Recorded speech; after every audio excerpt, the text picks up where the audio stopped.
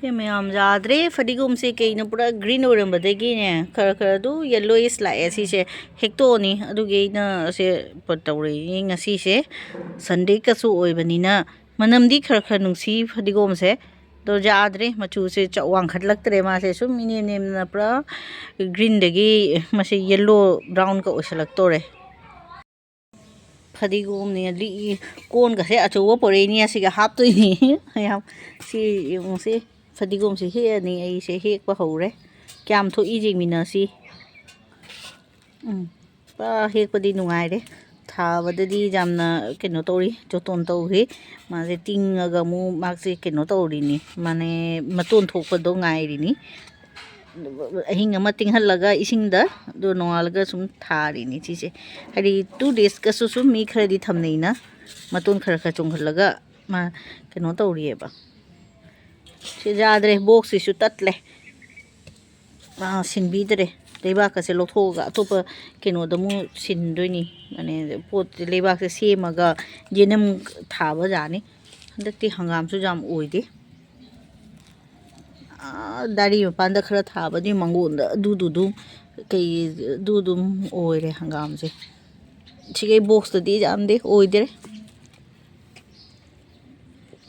ꯍꯣꯠꯅꯕ ꯇꯥꯏ ꯗꯦꯂꯤ ꯏꯁꯤꯡ ꯍꯩꯕ ꯇꯥꯏ ꯁꯟꯗꯥꯗ ꯃꯝꯗ꯭ꯔꯤ ꯃꯃꯥꯡꯗꯗꯤ ꯑꯩꯈꯣꯏ ꯍꯟꯖꯜꯂꯛꯇꯦ ꯊꯕꯛ ꯆꯠꯊꯣꯛꯅꯕꯅꯤꯅ ꯃꯝꯃꯒꯗ ꯍꯟꯖꯜꯂꯛꯏ ꯑꯗꯨꯒꯗꯤ ꯏꯁꯤꯡꯒꯗꯣ ꯆꯥꯏꯗ꯭ꯔꯦ ꯑꯌꯨꯛꯀꯤ ꯉꯥꯏꯍꯥꯛ ꯉꯥꯏꯍꯥꯛ ꯍꯣꯕꯦ ꯍꯣꯕꯦꯗ ꯈꯔ ꯆꯥꯏꯔꯝꯕꯗꯨꯅ ꯁꯨꯝ ꯆꯥꯏꯔꯦ ꯂꯣꯏꯔꯦ ꯑꯗꯨ ꯁꯤ ꯈꯛꯇꯤ ꯍꯦꯛꯅ ꯁꯤ ꯈꯛꯇꯤ ꯊꯣꯛꯑꯦ ꯃꯌꯥꯝ ꯁꯤ ꯁꯥꯏꯠꯁꯤꯗꯅꯤ ꯐꯅ ꯌꯥꯝꯃꯤꯅꯤ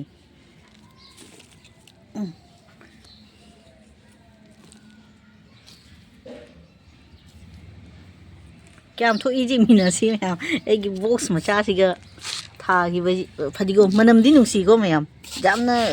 ꯈꯔꯗꯤ ꯂꯩꯗꯁꯨ ꯅꯝꯗꯕ ꯂꯩꯅ ꯃꯔꯨꯗꯁꯨ ꯂꯩ ꯊꯥꯔꯒꯁꯨ ꯃꯅꯝ ꯅꯝꯗꯕꯁꯨ ꯊꯦꯡꯅꯈ꯭ꯔꯦꯕ ꯑꯩꯈꯣꯏ ꯑꯗꯣ ꯁꯤꯃꯗꯤ ꯈꯔ ꯃꯅꯝ ꯅꯝꯃꯤ ꯐꯗꯤꯒꯣꯝ ꯅꯝꯃꯤ ꯍꯧꯖꯤꯛꯁꯦ ꯐꯗꯤꯒꯣꯝ ꯂꯩꯕꯗꯁꯨꯅꯦ ꯌꯥꯝꯅ ꯀꯩꯅꯣ ꯑꯣꯏꯔꯦꯕ ꯂꯣꯀꯦꯜꯅ ꯀꯔꯝꯕꯅꯣ ꯀꯩꯅꯣꯒꯤ ꯃꯣꯏꯒꯤ ꯍꯧꯖꯤꯛꯀꯥꯟ ꯕꯖꯥꯔꯒꯤ ꯍꯤꯗꯥꯛ ꯆꯥꯏꯕꯅ ꯀꯔꯝꯕꯅꯣ ꯑꯝꯇ ꯈꯪꯗꯔꯦ ꯂꯣꯏ ꯆꯞ ꯃꯥꯟꯅꯔꯦ ꯀꯩꯅꯣ ꯑꯣꯏꯌꯦ ꯑꯌꯥꯝꯕ ꯐꯗꯤꯒꯣꯝ ꯃꯅꯝ ꯅꯝꯗ꯭ꯔꯦ ꯍꯧꯖꯤꯛ ꯑꯩꯈꯣꯏꯁꯦ ꯒꯨꯍꯥꯇꯤꯒ ꯇꯧꯔꯤꯁꯦ ꯀꯩꯒꯤ ꯁꯨꯃꯥꯏꯅ ꯇꯧꯔꯤꯅꯣ ꯈꯪꯗꯦ ꯍꯥꯟꯅꯗꯤ ꯐꯗꯤꯒꯣꯝ ꯀꯥꯏꯗ ꯌꯣꯜꯂꯤ ꯈꯪꯉꯤ ꯃꯅꯝꯗꯨꯅ ꯌꯨꯝꯗ ꯊꯥꯔꯁꯨꯅꯦ ꯐꯗꯤꯒꯣꯝꯒꯤ ꯃꯅꯥꯛꯁꯤꯒ ꯊꯣꯛꯑꯗꯤꯅꯦ ꯃꯅꯝ ꯅꯨꯡꯁꯤꯕꯅ खर पामुरे लोइसु हेक्पसे सुम थम्मसिरा खंदिने ऐने पोत खर पामुगली लोइ पुनोक्सि हेक्पसु पामदि फना जामिनि से खर खर से ऐना केनो तोइसे मतम सु लेते पोतसे केनो तौनबई पुरा खर खर दु येलो येलो काखलकपसिगनि तल्लिसे माने लौथो पुरा लोइ लौथोगे हेक्तोगे खल्लिसे से खतंग खक थम्मदि खानाते सी खक ओइरे फना जामे मराने कइने फुइनि ऐसे ऐदि जाम थोतलदि मरासिसुने चम फना तोगने चामधोगने सुम थाक्चलिए थाउजेबदा मनमदो मरादने हेली सी खतंग नाय सी खक्ति हे सी खक्सिगा सी खक थोए मोदि चिंगसी हेक्तोसिरे खंदे हेक्तोगेदा संडेनिना हेक्तोगे अखोय अतै मतमददिने अयु गतागी थबकसे होबे होबे तोगा सुमाय शांतिदका हेक फंगदे जेनम लेलसु कनो मतम चंगे सुम खितंग खितंग तोदा दुगी मखादा चाखु मनाक्तसु बॉक्स ऐ अनि अहुम खक थम्मे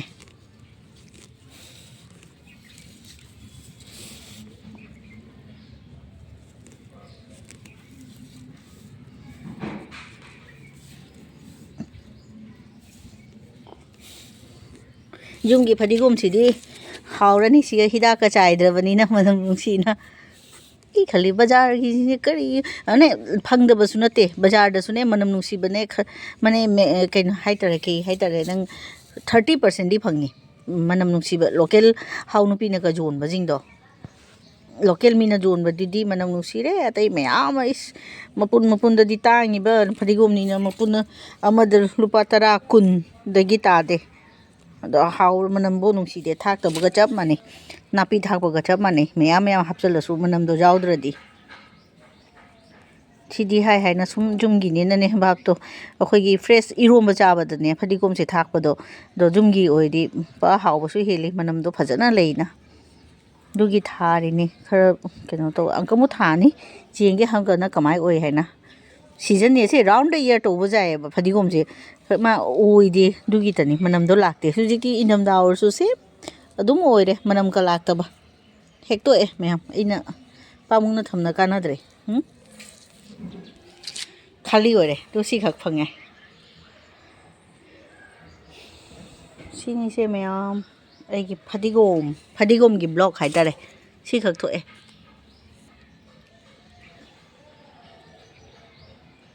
जेनम सिना फजबनी से मैम सिसिना इना सांग सांग ने जेरुम सॉरी जेनम सिने बोरा होगे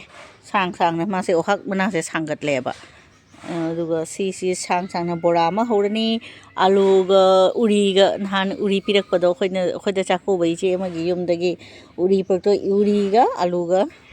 इरोलनी दो फदिगोम से थागा सी बोरा होरनी nga lei nga fry ga to ra cha ni fry bu di ni jai bana hauri nga se so ai irom ba da cha ba do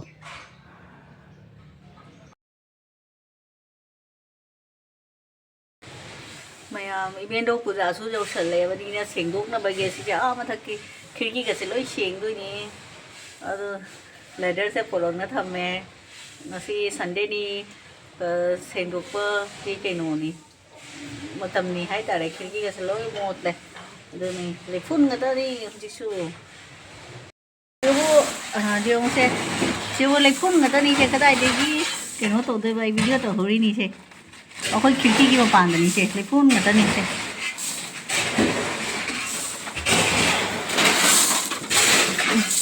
लेफुन गता नी हम लेफुन गता बाई थोड़े से मैं सबक सुबगे दो लेफुन पाइरी yung से मैम अदुना तौरनी से मैम सी से मरा से इना लोथोगने सुमाई तौरे सुमाई चीदे थमगने ची से चीदने सुमाई ने पुंझलगा थमदोनीबा योमगा थमदोनी चीदा अदुरोरगा सुम फ्रीज तसु हाप जाय सुम मपान द थमबा जाय दु कुइना चतनबगी हारी नौनिनी बोक चाबा यानबगी हुजिकीदी एक्सपेक्टिंग ना थमे खरा ख किना जोंगचाक टिंग ना थमबदो सिसिना जोंगचाक ने आलू ने उरी ने तौना इरोम बचा दोनी से मैम जुमगी फदिगोम मनम नुसीबसिगा तना मैम में शेयर तौरेनी से मैम से तुलसी पामी से सिगी अचो सुम चावरेबा तुलसी से जो मसा से सि मोय नापी फोइबदा सि लाए थोगले मादि सि मत टिए टेकपसे सिगी मना से एने ग्रीन टी दुमाय लोलगा सुथक जानी नने हेक्चन गे तोइनी सिसे नुंसा जायबा ओइना तुलसी मना से हेके सिगी एनवलप सी एनवलप सिगी मनुंग दा इना हापचन दोइनी खंगदब मफम ददी सि तुलसी ग्रीन टी गायना थोक इमी लेना का थगना रेनी अखोय सिगदी ता लेरे तुलसी ने तुलसी मरु ने मरांग काय रे से दुना से तुलसी ने खोही ने सिंग ने थदी लोक थोंगसु भई आई मैम दोसे मेडिसिन ने बा तुलसी से आई माने मसे तग टेबलेट मचा मचा सेम थमसु कानेबा दो कोना कंहन थमगा सुने खोई चा लोन चा हाइदि खोई इसिंग असाबदा तुलसी से लोन थोको दो स फ्रेश से फंगदबा मतमदा फंगदबा मफमददी पूरा कैनोनी से जामना डिमांड लेबा पोटनी तुलसी अंगूब नी से तुलसी अमूबीसु लई अंगूबीसु लई तोगा अमूबीदुना हेली फबा इना थागिबनी तुलसी अमूबीदुदी होरते सुन साइड तो काइनो इना थाजनगिबनी लई से होना लईरे सिसिरा खंदे स्वाइसिगनी थाजनगिबदो इना तुलसी अमूबी अमता होरखिद्रे से जों बुगुती से मथनता होरिनी सिसु हंगाम सिसे बुगुती से तो निसे सिगसु तुलसी लेरे से मैम अखोगी तुलसी से जामना मरांग काय चलो तुलसी ngaतनी मथनता होरकपनी मरु सिगना चखाइना सिनी से मैम द सुम शेयर तौनिना तौरकपनी सिसे लेइदुनी सिसु सुम कानरे से लाइकटपगिदी डेली लाइकटपदे सि लेइसे यामना काने हुजिक सिमा ए हेक्टोखिगे मैम तुलसी से मैम अना शेयर तौनी सिसे उगी चेयर नी से एकदम थाइना की रंग rang totle se ugi chair ni se mayam gi kana gi jum da smai ugi chair le ne ri se ekdam thaina gi ugi chair ni kuiraba ugi chair ni asi siga phammaga tulsi se hekhi ge se pa nungai ti ma gi ke no se mata di ta na su mang gi ro bani se kang na tu na aina kai do doi ba si envelope si gi manung da ne hapa ga hega khara di he du si ga he si envelope si gi manung si ga ne sum pham na inam da gi nung sa jai ba oi na ne tulsi se heke no ni pin ka se sini se mayam da sum video share to ri ni si se ai su memory oi le ho na ba gi sini se mayam ai nei video I mo ni da ai cha phat pani nga si gi se ina share to ni na to pani sini nga si di lei ta ma kat le ai ki ni nung sa yam sai mayam sunday ni na mapan da nung sa phang nge jam na nung sa jai tu mapan da lei ba da nga si gi vlog se ai na kai tau ri hai do jing han la ge mayam da ado su da nga jun ba ka su chat li khoi thongan da